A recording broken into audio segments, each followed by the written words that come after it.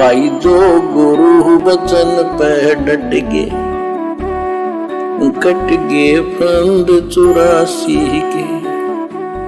यदि धनी व्यक्ति राज्य पद प्राप्त सुखी व्यक्ति भी भक्ति पर लग जाए तो उसका तो कार्य बना बनाया है, मोक्ष में कोई अड़चन नहीं। सवाल प्रश्न, एक सज्जन पुरुष ने कहा कि मैं कोई नशा नहीं करता, सब बुराइयों से दूर हूं, दूसरे की बहन बेटियों को अपनी समझता हूं, कोई पाप नहीं करता, मुझे भक्ति की कोई आवश्यकता नहीं है।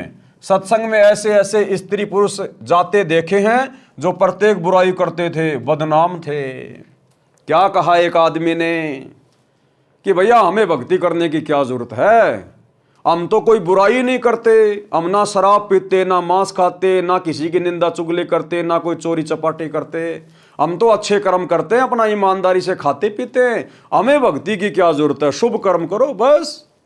तो सतगुरु ने ज्ञान आधार से समझाया, जिस प्रकार आपने खेत को संवार दिया, आपने खेत में ढुलाई कर दी, हल बोया, जो झाड़ जंकार थी आपने उसको उखाड़ उखाड़ के बाहर फेंक दिया, यानी आपने अपने खेत को संवार कर तैयार कर दिया। और यदि आपने उसमें बीज नहीं बोया, आपने यदि उसमें गेहूं का या ज्वार बाजरे का बीज नहीं बोया, तो वो संवारना आपके वो किस काम का, उसमें फसल तो पैदा होगी नहीं। और बीज नहीं बोने से थोड़े दिन बाद फिर उसमें झाड़ जंकाड़ खड़े हो जाएंगे। तो जो व्यक्ति ये कहता है कि मैं तो कोई बुराई नहीं करता, मुझे भक्ति की क्या आवश्यकता है, ठीक है भैया आप बुराई नहीं कर रहे, बहुत अच्छी बात है, लेकिन यदि आप भक्ति का बीज अपने शरीर में नहीं डालोगे तो मनुष्य जन्म तो तुम्हारा बर्बाद ही हो जाएगा। क्योंकि परमात्मा के दरबार में तो भक्ति की कीमत है, नाम सुमरण की कमाई देखेगा परमात्मा। तो इसी प्रकार भाई और बहनों, ये भक्ति करना अति आवश्यक है, अति आवश्यक।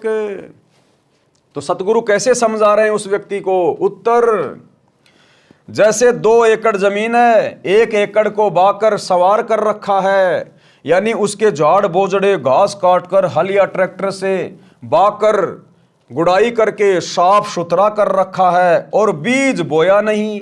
खेत को तो सवार दिया लेकिन बीज उसमें बोया नहीं। मैं बुराई तो करता नहीं, लेकिन नाम दीक्षा उसने ली नहीं, भक्ति का बीज उस आदमी ने बोया नहीं। और दूसरे एकड़ जमीन में सब खरपतवार, झाड़ बोझड़े तथा घास अड़ा खड़ा है, तो दोनों ही व्यर्थ है।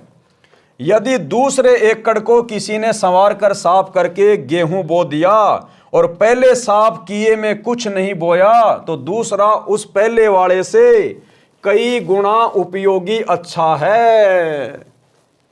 एक व्यक्ति ने अपने खेत को संवार दिया, साफ सुथरा कर दिया, और बीज उसमें कोई बोया नहीं। और दूसरे व्यक्ति का खेत जिसमें झाड़ बोझड़े खड़े थे, उसने झाड़ बोझड़े साफ कर दिए और उसमें बीज बो दिया।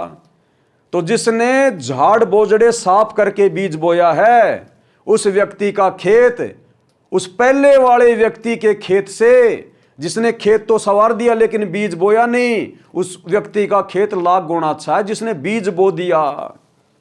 तो ठीक इसी प्रकार जो व्यक्ति बुराई नहीं करता, कोई कुकर्म नहीं करता, लेकिन भक्ति का बीज अपने हृदय में नहीं डाला साधु संतों के माध्यम से, और एक दूसरा व्यक्ति जो बुराइयां करता है, चोरी करता है, सतगुरु का ज्ञान समझने के बाद उसने नाम ले लिया और बुराई छोड़ दी, तो उस पहले वाले व्यक्ति की अपेक्षा जो कोई बुराई नहीं करता था लेकिन जिसने भक्ति शुरू नहीं करी, और दूसरा व्यक्ति जो बुराई करता था लेकिन ज्ञान समझकर बुराई छोड़कर भक्ति शुरू कर दी, तो वो व्यक्ति लाख गुना अच्छा है। उसका भक्ति धन जुड़ना शुरू हो जाएगा, उसकी भक्ति रूपी फसल उगेगी।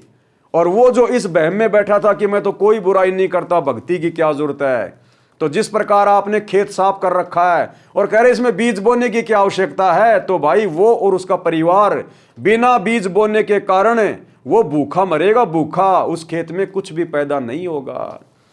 तो इस प्रकार इस मनुष्य जन्म से ये भक्ति करनी, भक्ति का बीज डालना अति आवश्यक है।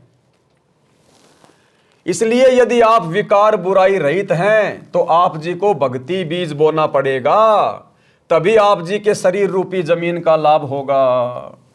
जो बुराई करते थे उनको ज्ञान हुआ और बुराई त्याग कर भक्ति करते हैं तो उन्होंने अपने जीने की राह बदल ली, साफ कर ली, मंजिल निकट हो गई, यानी परमात्मा प्राप्ति का मार्ग सुलभ हो गया। जो गुरु बचन पे डट गए,